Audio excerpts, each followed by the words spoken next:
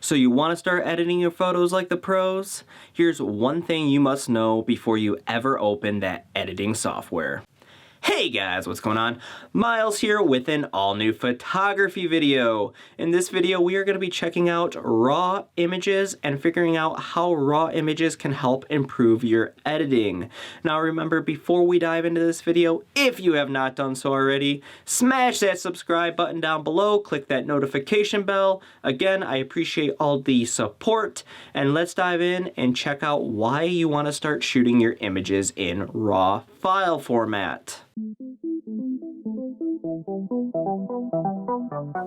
Alrighty guys, so starting off, what is a raw image? Raw images, or better referred to as RAW, are image files that have not yet been processed. Unlike a JPEG, when you take a photo in RAW, you are essentially saving all of the information taken by the camera's image sensor and saving it to that file. This means that you are able to edit the photo in post-production without losing any of the quality of the image. This is extremely useful, especially if you struggle capturing the perfect image when you are taking the photo. Personally, I love being able to go back and adjust my exposure after I've taken my image, as I seem to always struggle with exposure and getting it perfect in camera. Now, to start shooting in RAW is simple. First, make sure your camera is capable of shooting raw images. Some lower-end DSLR cameras do not have this feature. Second, you need to make sure that you enable raw file format in the camera settings. Most cameras nowadays ship with this format turned off, so you'll need to go in and make sure you turn it on. Now, once you've turned this feature on, go start shooting some images and enjoy the benefits of shooting your images in RAW.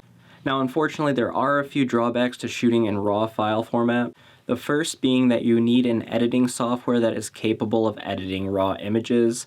I recommend Adobe products. That's what I use. I know they work well. I know they work well with raw images, and I highly recommend that if you are shooting raw images, you check out either like Photoshop or Lightroom, as both of those do a great job of being able to edit raw images. Second, you'll need lots of storage. I recently took about 100 photos in RAW, and it took up about a gig of storage.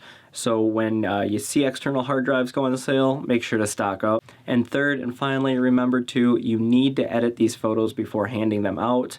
Unlike a JPEG, they are not ready to be printed, and if you hand out a raw image, one, the person may not be able to open the image, and two, it's going to look pretty ugly until they go in and tweak that image. So something to keep in mind, if you're going to start shooting images in RAW, you're going to have to go back and edit every single image.